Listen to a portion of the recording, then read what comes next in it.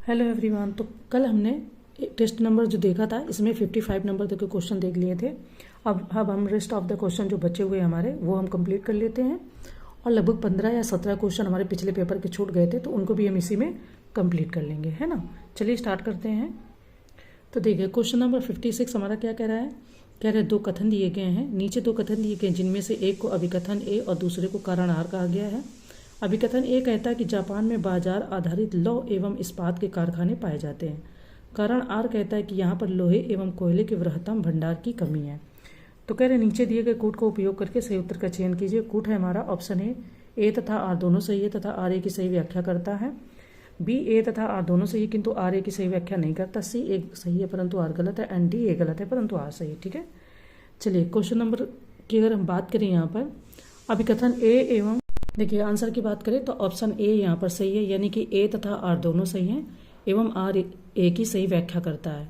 वो क्यों? क्योंकि इन्होंने जो पूछा है कि जापान विश्व के कई देशों से उच्च कोटि का लौह खनिज तथा कोयला आयात करता है। जापान में प्रचुर जैव ऊर्जा संसाधनों का भी अभाव है, तो ऑप्शन ए यहाँ पर सही हो जाएगा। ठीक है, चलिए आगे बढ़ते हैं। नेक्स्ट क्वेश्चन है कि निम्नलिखित में से कौन सा एक युग में सही सुमेलित नहीं है। ये हिमनद है और ये घाटी है। Option A Siachen Nubra, B फिटचिको Sindhu, C Batura Hunza and D मोहिलयास सिंगसाल। अब देखो इसमें से सियाचिन ही आपको याद होगा। ये सारे नाम कई सारे लोगों को नए लग रहे होंगे, कई सारे लोगों को हो सकता है कि दूसरी बार सुन रहे हो, कहीं ना कहीं सुना हो। तो बात करें भारत के प्रमुख हिमनद काराकोरम श्रेणी के तो नुब्रा घाटी ये सियाचिन हिमनद 75 किलोमीटर, यारकुंड रिमो 40 किलोमीटर, चांग कुमदोन 21 किलोमीटर, दक्षिण पश्चिम पामेर फेंडचेको हिमानी 74, हुंजा घाटी की बात करें तो ये आपका बटूरा में है 58 किलोमीटर, सिंगसाल घाटी की बात करें तो ये आपका खुर्दोपला जो 47 किलोमीटर, मोहिलयाज 32 किलोमीटर, याजहिर 31 किलोमीटर। तो ये अलग अलग नाम है। इन्होंने यहाँ पर पूछा कौन सही सुमेलित नहीं है। ठीक है, तो देखो अगर सही सुमेलित की बात करें तो आपका बी ऑप्शन यहाँ पर सही सुमेलित नहीं है। जो फेंडचेको है, अभी हमने बात करी फेंडचेको की, तो ये आपका दक्षिण पश्चिम पामेर में पड़ता और यहाँ इन्होंने सिंधु बोला, ये यहाँ पर गलत हो जाएगा। ठीक है, चलिए नेक्स्ट क्वेश्चन देखते हैं। अच्छा, नेक्स्ट क्वेश्चन देखने के पहले मैं आप सब लोगों को थैंक यू बोलना चाहती हूँ। बहुत सारे लोगों ने 1 मिनट की जगह 2 मिनट देखना शुरू कर दिया है, तो उन सबका बहुत बहुत थैंक यू कि आप 1 घंटे की वीडियो को पहले 1 मिनट देखते थे, आप 2 मिनट देखने लगे। आप ऐसे ही करते जाइए, किसी दिन 3 मिनट, किसी दिन 4 मिनट और किसी दिन भगवान करे कि आप ना पूरे 60 मिनट के 60 मिनट ही देखें। ठीक है, ताकि मैं इतनी मेहनत करती हूँ, कई बार 4:30 बजे रात को जगती हूँ, कई बार 2 बजे रात को भी। मैंने उस दिन इसलिए आपको टाइम भी दिखाया था, बहुत सारे लोगों को तो है ना दिखाया था, तो बहुत सारे लोगों ने शायद मुझ पर दया की है, तो 1 मिनट वाली वीडियो को 2.5 मिनट देखते हैं, हालांकि वो 1 घंटे की रहता है वीडियो। तो थैंक यू आप सब लोगों का। ठीक है, ऐसे ही हौसला बढ़ाते रहिए और मुझे उससे एनर्जी मिलती है कि मैं 1 घंटे की वीडियो बनाऊँ ताकि आप लोग 2 मिनट तो देख ही सके, है ना। चलें, नेक्स्ट क्वेश्चन है कि निम्नलिखित में से कौन एक दक्षिण पूर्व एशिया की सबसे बड़ी झील है। ऑप्शन है लेगोडा, बी कैंडी, सी लोन सैप एंड डी टोनले सैप। देखिए आंसर जो क्वेश्चन है उसमें जो पूछा गया कि कौन एशिया दक्षिण पूर्व एशिया की सबसे बड़ी झील है ना, इसको जरूर ध्यान रखिएगा। केवल उन्होंने पूछा अगर कि एशिया की सबसे बड़ी झील है, अगर उन्होंने पूछा कि पूर्व एशिया की या दक्षिण पूर्व एशिया की या दक्षिण, ऐसे अगर जो लोकेशन है उसको देखिएगा तो आंसर बदल जाएंगे, है ना। तो बात करें तो कंबोडिया में स्थित टोनले सैप झील जो दक्षिण पूर्व एशिया की सबसे बड़ी झील है और इसे ग्रेट लेक भी कहते हैं। हालांकि ग्रेट लेक झील आपकी दूसरी जगह पर है, कहाँ है अगर आपको पता हो तो बताइएगा। आंसर की बात करें तो डी हो जाएगा टोनले सैप, और ये कहाँ स्थित है, ये कंबोडिया में स्थित है। ओके, चलें देखिए नेक्स्ट क्वेश्चन कह रहे हैं कि निम्नलिखित में से कौन सी मृदा सर्वाधिक उपजाऊ होती है। ऑप्शन है चेस्टनट, बी प्रेयरी, सी चर्नोजम या चर्नेजम एंड डी टेरारोसा। अगर बात करें मृदा की जो सबसे सर्वाधिक उपजाऊ है तो चर्नेजम मिट्टी जो होती है वो छोटी घास वाली स्टेपी मैदानों में पाई जाती है और ह्यूमस की अधिकता के कारण इसका रंग काला होता है। यह सर्वाधिक उपजाऊ और भुरभुरी मिट्टी है। इसमें उर्वरक व सिंचाई की आवश्यकता काफ़ी कम होती है। आंसर की बात करें तो सी हो जाएगा आपका चर्नेजम या चर्नोजेम। ठीक है, चलो आगे बढ़ते हैं। नेक्स्ट क्वेश्चन है कि निम्नलिखित युग्मों में से कौन सा एक सही सुमेलित नहीं है। ये क्षेत्र है एंड ये खनिज है। ऑप्शन है चिहुआ हुआ चांदी, बी पेनाग द्वीप टिन, सी पिलबरा लॉ एस्क एंड डी विटवाट्सरैंड हीरा। अब इसमें से कौन सही सुमेलित नहीं है वो हमें बताना है। तो देखिए जो विट वॉश रैंड है ये आपका सोना के लिए प्रसिद्ध है, ना कि हीरा के लिए, इसलिए डी ऑप्शन यही हमारा आंसर हो जाएगा। ठीक है, देखिए नेक्स्ट क्वेश्चन कह रहा है कि जापान की राजधानी टोक्यो किस द्वीप पर अवस्थित है? ऑप्शन है Honshu, B Hokkaido, C Shinkoku and D Kyushu. Shinkoku नहीं, सॉरी शिकोकू है ना। प्रोनाउंसिएशन में थोड़ी अगर दिक्कत हो जाएगी तो फिर शब्द का अर्थ का अनर्थ हो जाता है कई बार, कोशिश तो रहती है बट कई बार होता है। तो क्वेश्चन के आंसर की बात कर लें अगर यहाँ पर, तो जापान में 4 बड़े आकार के द्वीप हैं। पहले नंबर पर होन्शु है, फिर आपका होकाइडो है, फिर क्यूशु है और फिर आपका शिकोकू है ना। होन्शु द्वीप पर ही जापान की राजधानी टोक्यो स्थित है और इसी द्वीप पर जापान का सबसे बड़ा मैदान क्वांटो भी स्थित है। आंसर की बात करें तो आपका ऑप्शन ए हो जाएगा होन्शु। ठीक है, चलिए आगे बढ़ते हैं। नेक्स्ट क्वेश्चन है कि केप अगुलहास के संबंध में निम्नलिखित कथनों पर विचार करें। डैश ऑप्शन ए, यह दक्षिण अफ्रीका के वेस्टर्न केप में स्थित एक चट्टानी क्षेत्र है। बी, यह हिंद महासागर एवं अटलांटिक महासागर को पृथक करता है।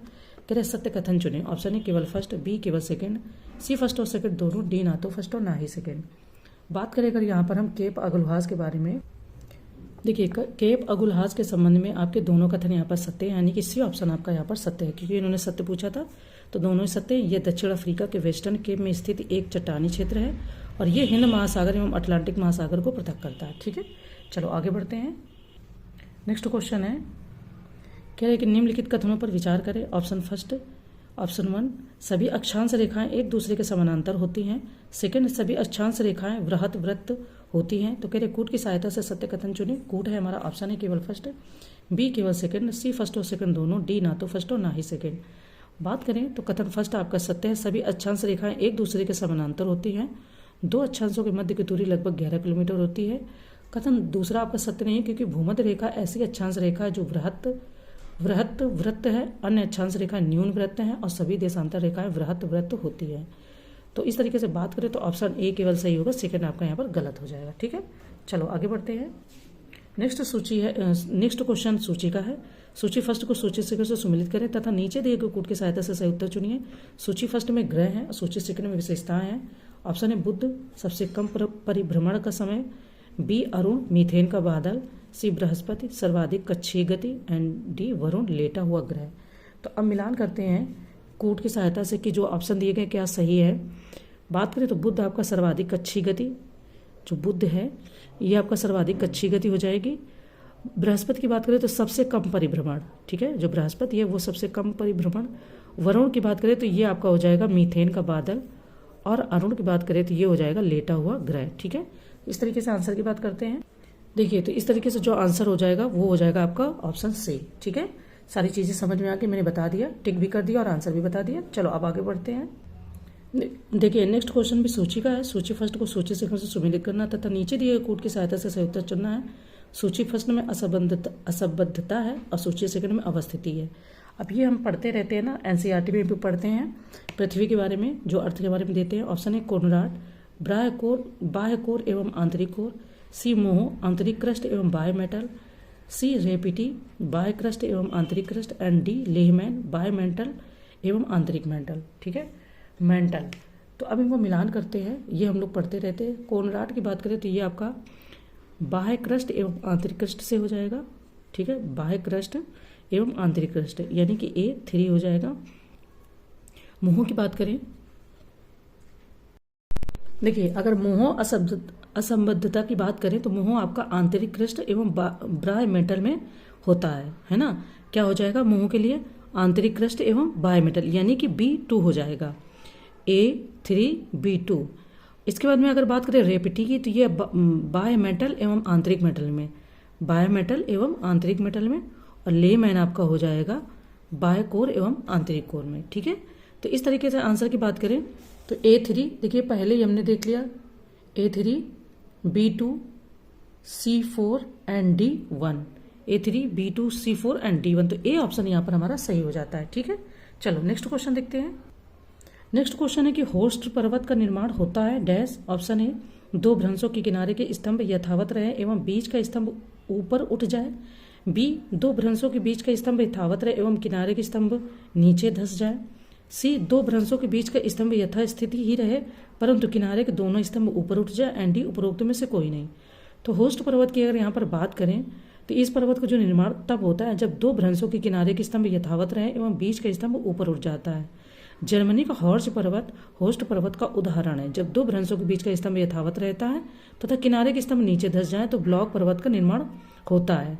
तो इस तरीके से आंसर की बात करें, इन्होंने कहा कि होस्ट पर्वत का निर्माण होता है तो दो भ्रंशों के किनारे के स्तंभ यथावत रहे एवं बीच का स्तंभ ऊपर उठ जाए, है ना। तो ऑप्शन ए यहाँ पर इसका सही आंसर हो जाता है। चले नेक्स्ट क्वेश्चन देखते हैं। नेक्स्ट क्वेश्चन हमारा कथन कारण का है। कह रहे नीचे दो कथन दिए गए हैं जिनमें से एक को कथन ए और दूसरे को कारण आर कहा गया है। अभी कथन ए कहता है कि सुनामी किसी समुद्र में जल के भारी मात्रा में विस्थापन के कारण उत्पन्न होती है। कारण आर कहता है कि सुनामी का प्रमुख कारण भूकंप है। तो नीचे दिए गए कूट से सही उत्तर का चयन करना है। कूट है हमारा ऑप्शन ए तथा आर दोनों सही है तथा आर ए की सही व्याख्या करता है। बी ए तथा आर दोनों सही है किंतु आर ए की सही व्याख्या नहीं करता है। सी ए सही है परंतु आर गलत है और डी ए गलत है परंतु आर सही है। ठीक है, चलो बात करें तो अभिकथन ए सही है किंतु कारण आर गलत है। कोई भी हलचल जो समुद्र के जल को सामान्य अवस्था से विस्थापित करने की क्षमता रखती हो सुनामी का कारण हो सकता है या हो सकती है। सुनामी का उत्पत्ति समुद्र में तब होता है जब समुद्र के नीचे भूकंप, ज्वालामुखी विस्फोट या भूस्खलन के कारण पानी का अचानक विस्थापन होता है। तो सी ऑप्शन यहाँ पर हो जाएगा कि ए सही है परंतु आर गलत है। सुनामी का प्रमुख कारण भूकंप भी होता है तो उन्होंने बताया कि ऐसा नहीं है। इसकी उत्पत्ति समुद्र में तब होती है जब समुद्र के नीचे भूकंप, ज्वालामुखी विस्फोट या भूस्खलन हो, यानी कि यहाँ पे कई कारण है। ठीक है, तो इस तरीके से हमारा आंसर यहाँ पर सी सही हो जाता है। अब हम बढ़ते हैं नेक्स्ट क्वेश्चन की ओर। नेक्स्ट क्वेश्चन है कि निम्नलिखित में से सही कथन या कथनों का चयन करें। ऑप्शन ए प्रवाल द्वीप का निर्माण मूंगा जीव के द्वारा होता है एवं प्रवाल द्वीप महासागरों के मध्य में पाए जाते हैं। मध्य मतलब बीच में, है ना। नेक्स्ट कह रहे हैं कि मालदीव, मार्शल द्वीप और गिलबर्ट द्वीप प्रवाल द्वीप के उदाहरण है। तो कूट दिया है ऑप्शन ए केवल फर्स्ट, बी केवल सेकंड, सी फर्स्ट और सेकंड दोनों, डी ना तो फर्स्ट और ना ही सेकंड। बात करें यहाँ पर अगर हम तो प्रवाल द्वीप वलयाकार मध्य महासागरीय चट्टाने हैं जिनका निर्माण मूंगा जीव के द्वारा होता है। मालदीव, मार्शल द्वीप और गिलबर्ट द्वीप प्रवाल द्वीप के ही एग्जाम्पल यानी कि उदाहरण है। आंसर की बात करें तो फिर इस तरीके से हमारा सी ऑप्शन सही हो जाता है क्योंकि हमारे फर्स्ट और सेकंड दोनों ही ऑप्शन यहाँ पर सही है। ठीक है, चलो आगे बढ़ते हैं। अच्छा, जैसे कहते हैं कि हम कई बार जो चीज़ें सही नहीं होती उसकी निंदा करते हैं, तो कई बार हमें उन चीज़ों की प्रशंसा करनी चाहिए जो चीज़ें सही है। मेरे साथ लगभग 7-8 लोग बड़े सीरियस जुड़े हैं जिनके कभी न कभी कमेंट भी आते हैं और जो रिप्लाई देते हैं या कुछ भी बात होती है तो पूछते हैं, तो मेरे को उनसे बहुत एनर्जी मिलती है कि हाँ कुछ लोग हैं जो बहुत ईमानदारी से बहुत सीरियस लगे हैं। तो मैं उनका भी थैंक यू करना चाहती हूँ जो मुझे एक मैसेज, वो होते 2-4 शब्द ही हैं पर वो शब्द आपको बहुत मतलब कि खुशी देते हैं। जैसे वो बोलते हैं कि बहुत अच्छा रहा, बहुत थैंक यू, आप बहुत हार्ड वर्क करती हैं, तो ये मुझे बहुत मतलब कि अंदर से उत्साहित करते हैं। तो उन लोगों के लिए बहुत बहुत थैंक यू। आप जो भी जहाँ से भी हो मन हो तो बताना, बट मेरे लिए बहुत बहुत खुशी की बात होती है। ठीक है, चलो आगे बढ़ते हैं। ये नेक्स्ट क्वेश्चन है सूची का। सूची फर्स्ट और सूची सेकंड को सुमेलित करना है तथा नीचे दिए गए कूट की सहायता से सही उत्तर का चयन करना है। सूची फर्स्ट में घास के मैदान है, सूची सेकंड में आपके क्षेत्र हैं। ये जो नाम है सारे के सारे आपने कहीं ना कहीं क्वेश्चन में जरूर देखा, वो यूपीपीसीएस में तो देखा ही देखा है। ये यूपीपीसीएस के फेवरेट हैं, इनमें से 1-2 नाम जरूर रहते हैं। तो बात करें घास के मैदान, ऑप्शन ए विल्ड Colombia, B savanna Brazil, C Llanos Sudan and D Cerrado दक्षिण अफ्रीका। चलो तो अब हम बात कर लेते हैं कि इसमें से कौन सा सही सुमिलित है, क्या हमारा कोड बनेगा। विल्ड की बात करें तो ये आपके दक्षिण अफ्रीका यानी कि A4 तुरंत आ गया। बी बात करें सवाना, तो सवाना आपका सूडान में, यहाँ पर सूडान हो जाएगा। लानोस की बात करें तो लानोस आपका कोलंबिया में हो जाएगा और सिराडो की बात करें तो ये आपका ब्राज़ील में हो जाएगा, है ना। देखो तो A4 हो गया, B3 हो गया, C1 हो गया और D2 हो गया, है ना। A4, B3, C1 और D4। तो इस तरीके से जो आंसर इसका मतलब कि बनेगा वो बनेगा आपका सी ऑप्शन। ठीक है, चलिए नेक्स्ट क्वेश्चन देखते हैं। यहाँ पर 2 सूचियाँ फिर दी गई हैं। सूची फर्स्ट को सूची सेकंड से सुमेलित करना, नीचे दिए गए कोड की सहायता से सही उत्तर का चयन करना है। सूची फर्स्ट में प्रसिद्ध उपनाम है और सूची सेकंड में देश, राज्य या स्थान है। ऑप्शन है यूरोप की तेल राजधानी Venice, B bluegrass state Bahrain, C मोतियों का द्वीप केंटुकी एंड नहरों का शहर एबरडीन। तो इसमें से 1-2 चीज़ें अगर आपको याद ही आ रही होंगी, ये क्वेश्चन में भी आ चुके हैं। यूरोप की तेल राजधानी की बात करें तो वो आपका एबरडीन हो जाएगा यानी कि A4। ब्लूग्रास स्टेट की बात करें तो केंटुकी हो जाएगा अगर नहीं आपने सुना है नाम तो इस बार सुन लीजिए, और क्वेश्चन आते रहते हैं। मोतियों के द्वीप की बात करें तो ये आपका हो जाएगा बहरीन, और नहरों के शहर की बात करें तो ये आपका हो जाएगा वेनिस। ठीक है, तो इस तरीके से D1, अब D1 यहाँ पर एक ही ऑप्शन में दिया गया तो बी ऑप्शन ही आपका यहाँ पर सही हो जाता है, क्योंकि D1 हमारा है तो बी ऑप्शन यहाँ पर इसका सही आंसर हो जाता है। ठीक है, देखिए नेक्स्ट क्वेश्चन की बात करें तो नेक्स्ट क्वेश्चन है कि महाद्वीपीय विस्थापन सिद्धांत के अनुसार पैंजिया का विभाजन अंगारा लैंड और गोंडवाना लैंड में हुआ था। डैश ऑप्शन है अर्डोविशियन काल में, बी कार्बोनीफेरस काल में, सी जुरासिक काल में, या डी ट्रायसिक काल में। ट्रायसिक काल में बात करें अगर हम क्वेश्चन के आंसर की जो इन्होंने पूछा है, तो देखिए महाद्वीपीय विस्थापन सिद्धांत के अनुसार पैंजिया जो है आपका स्थल खंड का विभाजन दो भागों में होता है, जैसे सबको पता है अंगारा लैंड उत्तरी भाग और गोंडवाना लैंड दक्षिणी भाग, है ना, में लगभग 20 करोड़ वर्ष पूर्व कार्बोनीफेरस काल में हुआ था। और महाद्वीपीय विभाजन सिद्धांत का प्रतिपादन अल्फ्रेड वेगनर साहब ने सन 1912 में किया था। आंसर की बात करें तो बी हो जाएगा आपका कार्बोनीफेरस। ठीक है, चलिए आगे बढ़ते हैं। नेक्स्ट क्वेश्चन कह रहे हैं कि सिंगापुर द्वीप और मलय प्रायद्वीप को अलग करती है। ऑप्शन है मलक्का जल संधि, बी जोहोर जल संधि, सी सुंडा जल संधि, या डी बाली जल संधि। तो बात कर लेते हैं यहाँ पर हम, सिंगापुर और मलय प्रायद्वीप को जोहोर जल संधि अलग करती है, तो यानी कि बी ऑप्शन हमारा यहाँ पर सही हो जाता है। ठीक है, चलिए आगे बढ़ते हैं। नेक्स्ट सूची का क्वेश्चन है। सूची फर्स्ट को सूची सेकंड से सुमेलित करने को दिया है। सूची फर्स्ट में घाटियां हैं और सूची सेकंड में उनकी अवस्थिति यानी कि स्थान है। ऑप्शन है बादा इटली, बी किंग संयुक्त राज्य America, C rabbit Indonesia, and D पू ऑस्ट्रेलिया। अब बात करें अगर यहाँ पर घाटियों की तो बादा आपकी इंडोनेशिया हो जाएगी। ठीक है, जो बादा है क्योंकि एक बांदा स्थान भी है उत्तर प्रदेश में, तो शायद वो नहीं है, ये बादा है। बादा की बात करें तो आपका इंडोनेशिया हो जाएगा। किंग की बात करें तो ये आपका ऑस्ट्रेलिया में, रैबिट की बात की जाए तो ये आपका संयुक्त राज्य अमेरिका, और पो आपकी इटली हो जाएगी, है ना। इस तरीके से बात करें तो D1 A3 D1, तो यहाँ पर डी ऑप्शन ही आपका सही हो जाता है। ठीक है, A3 D1 B4 और C2। ठीक है, सभी सही सुमेलित है। चलो आगे बढ़ते हैं, नेक्स्ट क्वेश्चन देखते हैं। देखिए नेक्स्ट क्वेश्चन है कि प्रति चक्रवात की विशेषताएं। डैश ऑप्शन है केंद्र में दाब प्रवणता अधिक होती है, बी केंद्र में वायुदाब न्यूनतम होता है, थर्ड मौसम साफ रहता है, एंड 4 वाताग्र नहीं बनते। कह रहे उपरोक्त में से गलत कथन का चयन करें। अब यहाँ पर गलत जो कथन है वो बताना है। ऑप्शन है फर्स्ट और सेकंड दोनों, बी सेकंड और थर्ड, सी सेकंड और 4, एंड डी उपरोक्त में से कोई नहीं। ठीक है, तो देखिए प्रति चक्रवात चक्रवातों के विपरीत होते हैं और ये उच्च वायुमंडलीय दबाव वाले क्षेत्र में बनते हैं। केंद्र में दाब प्रवणता कम होती है, केंद्र में वायुदाब अधिकतम होता है, मौसम साफ रहता है और प्रति चक्रवात विभिन्न वायु घटकों से बने होते हैं। लेकिन वायु राशियां साफ, शुष्क और शांत होती हैं, उनके पास छोटे वायु दबाव प्रवणता है। तो यहाँ पर जो गलत कथन का चयन करना था वो आपका फर्स्ट और सेकंड हो जाएगा। इन्होंने कहा कि केंद्र में वायु दाब न्यूनतम होता है, जबकि ऐसा नहीं है, और केंद्र में दाब प्रवणता अधिक होती है। तो यहाँ बताया केंद्र में दाब प्रवणता कम होती है और केंद्र में वायु दाब अधिक होता है, यानी कि इन दोनों को इन्होंने इंटरचेंज कर दिया, है ना। तो हमें आंसर यहाँ पर मिल गया। चलो आगे बढ़ते हैं। देखिए नेक्स्ट क्वेश्चन है, सॉरी फर्स्ट नहीं है, नेक्स्ट क्वेश्चन है सूची का। 2 सूचियाँ दी, सूची फर्स्ट को सूची सेकंड से सुमेलित करना है और नीचे दिए गए कूट की सहायता से सही उत्तर का चयन करना है। ये सूची फर्स्ट में देश है और सूची सेकंड में उनकी राजधानी है। ऑप्शन है Grenada, San Jose, B Bahamas, Saint George, C Costa Rica, Tegucigalpa, and D Honduras. देखिए पीटी में हमारे क्वेश्चन आते हैं ना देश और उनकी राजधानियां मिलान करने को, तो इसी तरीके से यहाँ पर ये प्रैक्टिस भी हो जाएगा। अगर होंडुरास की बात की जाए तो ये आपका तेगुसिगल्पा में हो जाएगा, मतलब इसकी राजधानी तेगुसिगल्पा हो जाएगी। कोस्टारिका की बात करोगे तो सैन जोस हो जाएगा, कोस्टारिका की राजधानी जो है वो सैन जोस है। ग्रेनाडा की जो राजधानी है वो सेंट जॉर्ज है।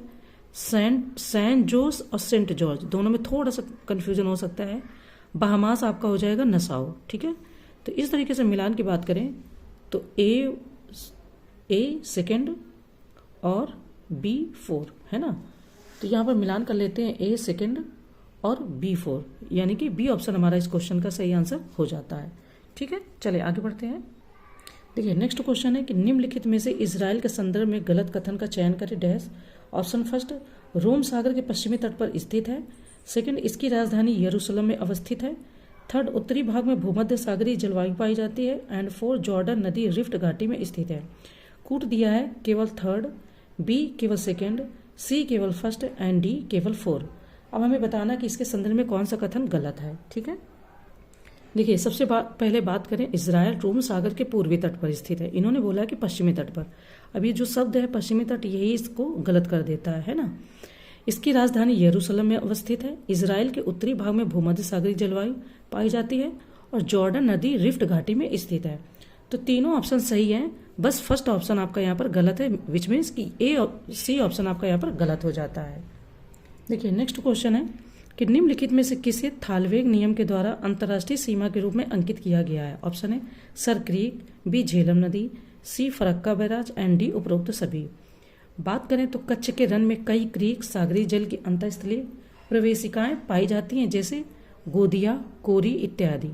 सर क्रीक उन कई क्रीक में से एक है जिसे 1968 में ट्रिब्यूनल द्वारा भारत पाकिस्तान के बीच अंतर्राष्ट्रीय सीमा के रूप में निर्धारित किया गया ताकि विवाद सुलझ सके। ट्रिब्यूनल ने क्रीक को एक नदी के रूप में लेते हुए इसे दोनों देशों में थालवेग सिद्धांत द्वारा बांट दिया। तो अगर बात करें यहाँ पर, इन्होंने कहा कि थालवेग नियम के द्वारा अंतर्राष्ट्रीय सीमा के रूप में अंकित किया गया है, तो ऑप्शन ए हो जाएगा सर क्रीक को। ठीक है, चले आगे बढ़ते हैं। देखिए नेक्स्ट क्वेश्चन है, सूची का फिर से दिया है। सूची फर्स्ट को सूची सेकंड से सुमेलित करना है और नीचे दिए गए कोड की सहायता से सही उत्तर का चयन करना है। सूची फर्स्ट में देश है, सूची सेकंड में तेल क्षेत्र है। अब इतने ही क्वेश्चन को आप एनालाइज करके देख चुके होंगे कि कभी वो राजधानी मिलाने को देता है, कभी स्थान देता है, कभी कोई खनिज होते हैं उनको मिलान करने के लिए देता है, कभी पर्वत पठार और कभी ये तेल क्षेत्र देते हैं, है ना। तो इस तरीके से क्वेश्चन मैपिंग, ये जो मिलान करने वाले खूब आते हैं। क्वेश्चन की बात करें तो Iran Masjid Suleiman, B Iraq Kirkuk, C Kuwait Burgan and D Saudi Arabia Dammam, है ना। तो अगर बात करें यहाँ पर हम देश ईरान की, तो मस्जिद सुलेमान आपका ईरान में ही सिचुएटेड है। किरकुक की बात करें तो वो इराक में, कुवैत की बात करें तो बरघान और सऊदी अरब की बात करें तो दम्मम। तो इस तरीके से हमारा यही ऑप्शन यहाँ पर सही हो जाता है, यानी कि सभी अब आपस में सही सुमेलित हैं। ठीक है, तो ए इसका सही आंसर हो जाता है।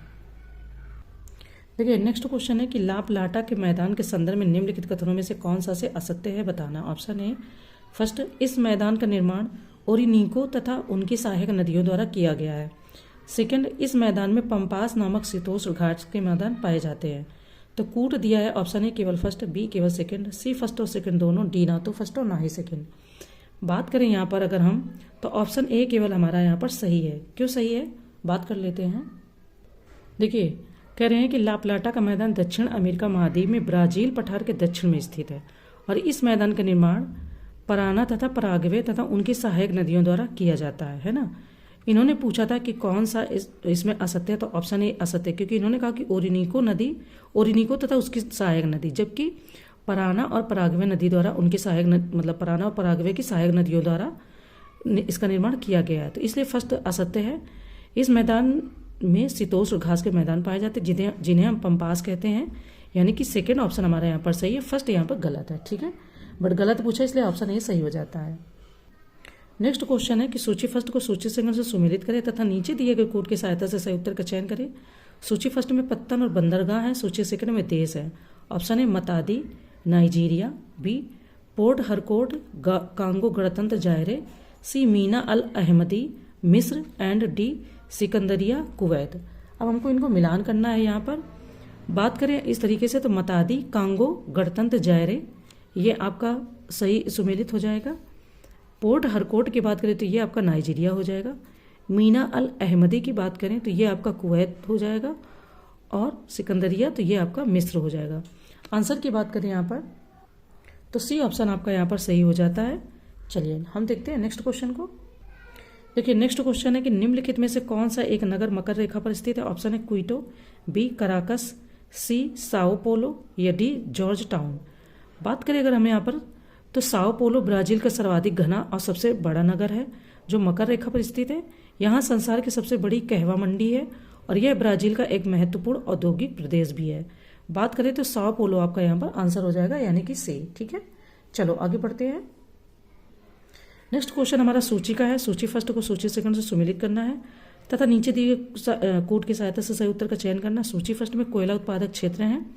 सूची सेकंड में देश हैं। Option A Donbas Germany, B Red Basin USA, C Ruhr घाटी यूक्रेन एंड डी ऑपरेशन चीन। अब ये रूर घाटी आपका बहुत आया है, बहुत बार क्वेश्चन में आया। डोनबास तो यूक्रेन के युद्ध शुरू होने के बाद ज़्यादा आया चर्चा में, पहले भी आया है बट अभी चर्चा में ज़्यादा रहता है। तो वैसे ही आप आंसर लगा सकते हो। डोनबास की बात करें तो यूक्रेन हो जाएगा।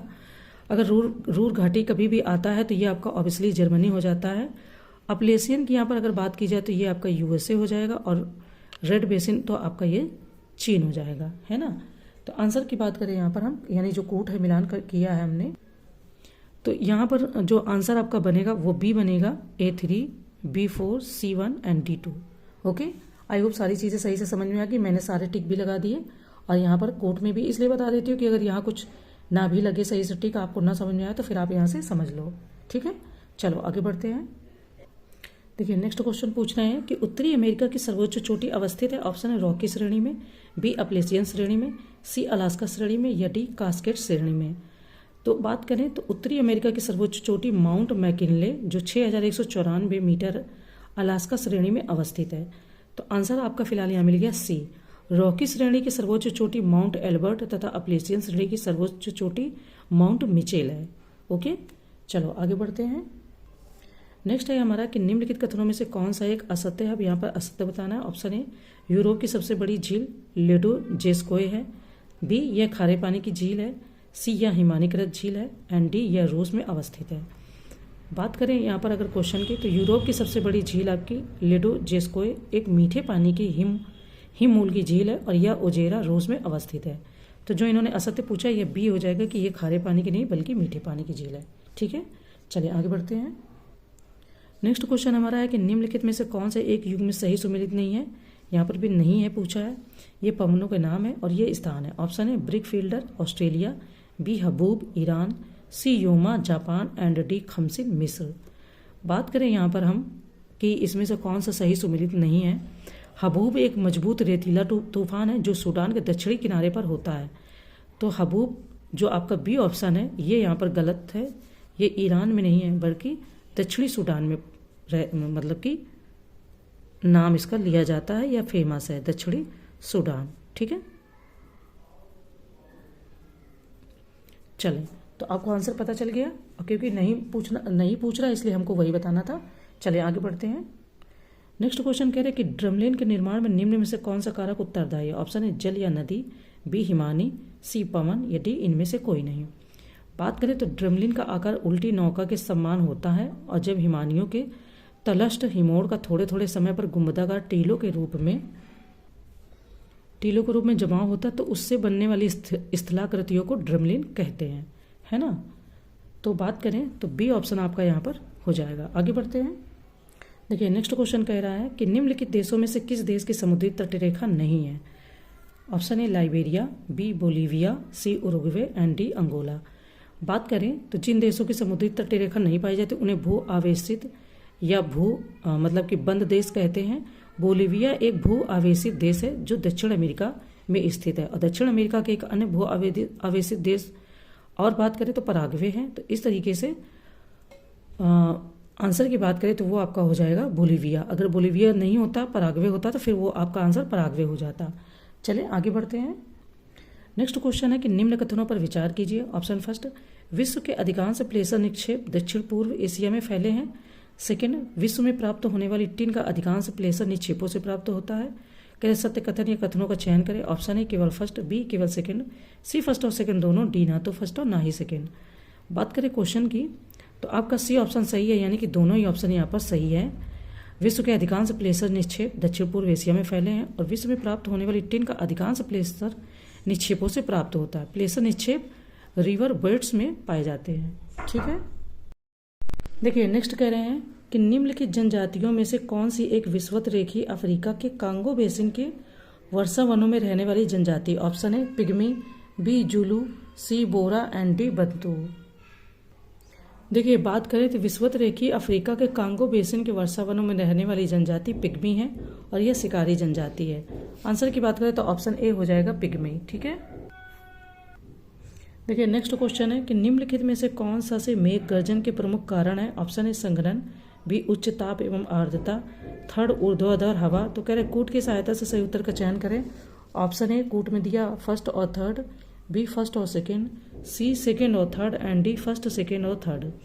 बात करें यहाँ पर अगर हम तो मेघ गर्जन तड़ित झंझा की ही एक प्रक्रिया है। तो प्रश्न में जो दिया बात करें अगर यहाँ पर तो क्वेश्चन में बोल रहे हैं कि मेघ गर्जन तड़ित झंझा की ही एक प्रक्रिया है। तो इस हिसाब से बात करें तो डी ऑप्शन आपका सही हो जाएगा, यानी कि सभी आपके सही सुमेलित हैं।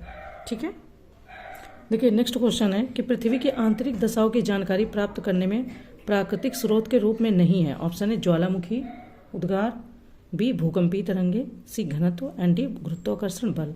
इन्होंने नहीं है पूछा है। तो बात करें अगर क्वेश्चन की यहाँ पर देखिए पृथ्वी की आंतरिक दशाओं को जानने का जो प्राकृतिक स्रोत होता है वो भूकंपीय तरंगे, ज्वालामुखी उद्गार, गुरुत्वाकर्षण बल। और अप्राकृतिक स्रोत की बात करें तो तापमान, दबाव और घनत्व। आंसर की बात करें तो सी ऑप्शन हो जाएगा, क्योंकि उन्होंने बोला है कि प्राकृतिक स्रोत के रूप में नहीं है। जो नहीं है तो वो घनत्व हो जाएगा। देखिए नेक्स्ट क्वेश्चन कह रहे हैं कि ऑस्ट्रेलिया महाद्वीप के संबंध में कौन एक कथन असत्य है। ऑप्शन ए यह पूर्णतया विषुवत वृत्त के दक्षिण में स्थित है, बी इसके दक्षिण में कार्पेट्रिया की खाड़ी अवस्थित है, सी इसका मध्यवर्ती भाग निम्न भूमि प्रदेश कहलाता है एंड डी आयर झील यहाँ अवस्थित है। अब चूंकि यहाँ पे असत्य बताना है, कार्पेट्रिया की खाड़ी ऑस्ट्रेलिया महाद्वीप के उत्तर में अवस्थित है और ऑस्ट्रेलिया महाद्वीप के संबंध में अन्य सभी कथन सत्य हैं। तो बी ऑप्शन यहाँ हो जाएगा। इन्होंने बोला कि इसके दक्षिण में स्थित है, तो ये गलत है यहाँ पर। देखिए नेक्स्ट क्वेश्चन कह रहे हैं कि निम्नलिखित में से कौन सी गर्म महासागरीय जलधारा नहीं है पूछा है। Option A Gulf Stream, B Florida जलधारा, सी कनारी जलधारा एंड डी मोजाम्बिक जलधारा। बात करें यहाँ पर तो कनारी जलधारा ठंडी जलधारा है, तो इसलिए सी ऑप्शन आपका यहाँ पर सही नहीं है। जलधारा नहीं है तो कनारी जलधारा आपकी नहीं है। ठीक है, तो सी ऑप्शन यहाँ पर इस क्वेश्चन का आंसर हो जाएगा। हम बढ़ते हैं नेक्स्ट की ओर। देखिए नेक्स्ट क्वेश्चन है कि नीचे दो कथन दिए गए, जिनमें से एक को कथन ए और दूसरे को कारण आर कहा गया। अभी कथन ए कहता है कि समताप मंडल को जेट विमानों की उड़ान हेतु आदर्श माना जाता है। सेकंड कह रहे हैं कि इस परत में ईंधन की खपत कम होती है। तो नीचे दिए गए कोड से सही उत्तर का चयन कीजिए। ऑप्शन ए तथा आर दोनों सही है तथा आर ए की सही व्याख्या करता है, बी ए तथा आर दोनों सही है किंतु आर ए की सही व्याख्या नहीं करता, सी ए सही है परंतु आर गलत है और डी ए गलत है परंतु आर सही है। ठीक है, तो चलिए पहले देख लेते हैं। अभिकथन ए सही है परंतु कारण आर गलत है। समताप मंडल बादल तथा अन्य मौसमी घटनाओं से मुक्त होता है, इसलिए जेट विमानों को समताप मंडल की उड़ान हेतु आदर्श स्थिति माना जाता है। इन्होंने कहा है कि इस परत में ईंधन की खपत कम होती थी, ये कोई लॉजिक नहीं है इस तरीके से। तो इस तरीके से सी ऑप्शन सही हो जाएगा कि ए सही है परंतु आर गलत है। ठीक है, नेक्स्ट क्वेश्चन है कि निम्नलिखित में से कौन सी एक झील बोलीविया एवं पेरू के मध्य स्थित है। ऑप्शन है अथाबस्का झील, बी रेंडियर झील, सी उर्मिया झील या डी टिटिकाका झील। बात करें तो टिटिकाका झील आपकी बोलीविया एवं पेरू के मध्य स्थित है। अथाबस्का एवं रेंडियर ये कनाडा में है और उर्मिया झील आपकी ईरान में है। आंसर की बात करें क्वेश्चन की तो डी हो जाएगा टिटिकाका। लेकिन तीनों ऑप्शन आपको और भी पता चल गए कि ये सब कहाँ पर स्थित है। ठीक है, चले देखिए नेक्स्ट क्वेश्चन है कि निम्न कथनों पर विचार कीजिए। ऑप्शन फर्स्ट, सागरीय लवणता का मुख्य स्रोत भूमि है। सेकंड, सागरीय जल की लवणता में सोडियम क्लोराइड का अधिकतम स्थान है। तो कह रहे सत्य कथन चुने। ऑप्शन ए केवल फर्स्ट, बी केवल सेकंड, सी फर्स्ट और सेकंड दोनों, डी ना तो फर्स्ट और ना ही सेकंड। तो यहाँ पर अगर बात करें कथनों की तो दोनों ही कथन सत्य है, यानी कि सी ऑप्शन आपका यहाँ पर सही है। आगे बढ़ते हैं। नेक्स्ट क्वेश्चन है कि सूची का क्वेश्चन है। सूची फर्स्ट को सूची सेकंड से सुमेलित करना है तथा नीचे दिए गए कोड की सहायता से सही उत्तर का चयन करना है। सूची फर्स्ट में केंद्र है, सूची सेकंड में उद्योग है। ऑप्शन है संघाई ऑटोमोबाइल, बी मिलान सिगार उद्योग, सी नागोया वस्त्र एवं मशीनरी एंड डी हवाना रेशम वस्त्र उद्योग। मिलान कर लेते हैं। हवाना की बात करें तो हवाना आपका सिगार के लिए मतलब कि प्रसिद्ध उद्योग है। नागोया की बात करें तो नागोया आपका ऑटोमोबाइल उद्योग है, ये तो खैर पता है, आपका यूपीपीसीएस में कई बार आया है। मिलान की बात करें तो मिलान आपका रेशम वस्त्र उद्योग हो जाएगा और संघाई की बात करें तो वस्त्र एवं मशीनरी हो जाएगा। ठीक है, तो इस तरीके से देखते हैं। तो यहाँ पर जो कूट हमारा बनता है वो बी ऑप्शन यहाँ पर सही हो जाता है, A3, B4, C1 and D2। ठीक है, देखिए नेक्स्ट क्वेश्चन है कि ज्वालामुखी क्रिया से मानव को होने वाले लाभों में से निम्न में से कौन एक शामिल नहीं है।